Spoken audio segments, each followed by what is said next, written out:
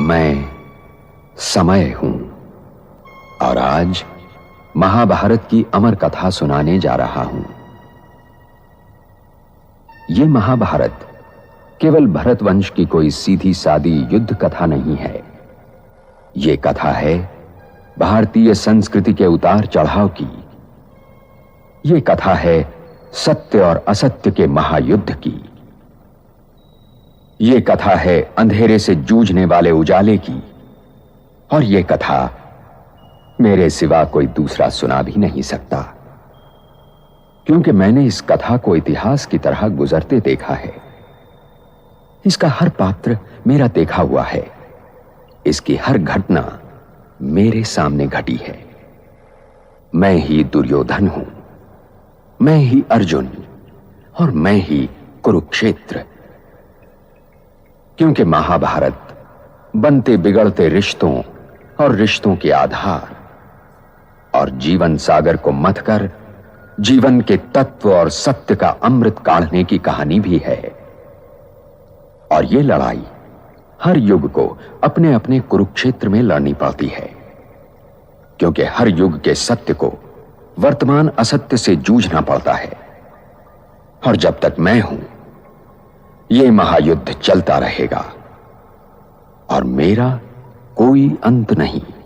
मैं अनंत हूं। इसीलिए यह आवश्यक है कि हर वर्तमान इस कहानी को सुने और गुने, ताकि वो भविष्य के लिए तैयार हो सके। यह लड़ाई लड़ना हर वर्तमान का कर्तव्य और हर भविष्य की तकदीर है। इसीलिए मैं कभी गुरु, कभी मां और कभी ऋषि बनकर हर नई पीढ़ी को इस कहानी द्वारा उसे अपने इस महायुद्ध के लिए तैयार करता रहता हूं। यह कहानी वास्तव में उस दिन शुरू नहीं हुई जिस दिन श्री कृष्ण ने अर्जुन को गीता उपदेश दिया था, या जिस दिन द्रौपदी ने दुर्योधन का मजाक उड़ाया था। यह कहानी इन घटनाओं से बहुत पहले दुष्यंत और शकुंतला के पुत्र चक्रवर्ती महाराज भरत के विजय यात्रा से लौटने पर हस्तिनापुर राज दरबार में शुरू होती है। दिग्विजय चक्रवर्ती महाराज की जय। दिग्विजय। भरत की बड़ाई केवल इसमें नहीं कि उसने हस्तिनापुर राज्य की सीमाएं हिमालय से सागर तट तक फैला दी थी और हमारा यह महान देश उसी का नाम लेकर भारतवर्ष कहलाया। महाराज भरत की बड़ाई इसमें भी है कि उन्होंने ठीक अपने राज दरबार की मिट्टी में प्रजातंत्र का पहला बीज डाला और जन्म और कर्म के बीच में एक रेखा डालकर यह कहा कि जीवन का अर्थ जन्म नहीं, कर्म है।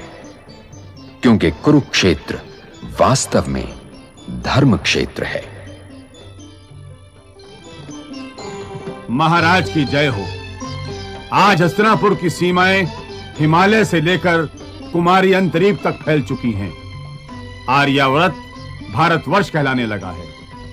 महाराज, समय आ गया है कि आप अपना युवराज नियुक्त कर दें। महामंत्री, ये घोषणा चंद्रवंशियों के पूर्णिमा समारोह में की जाएगी।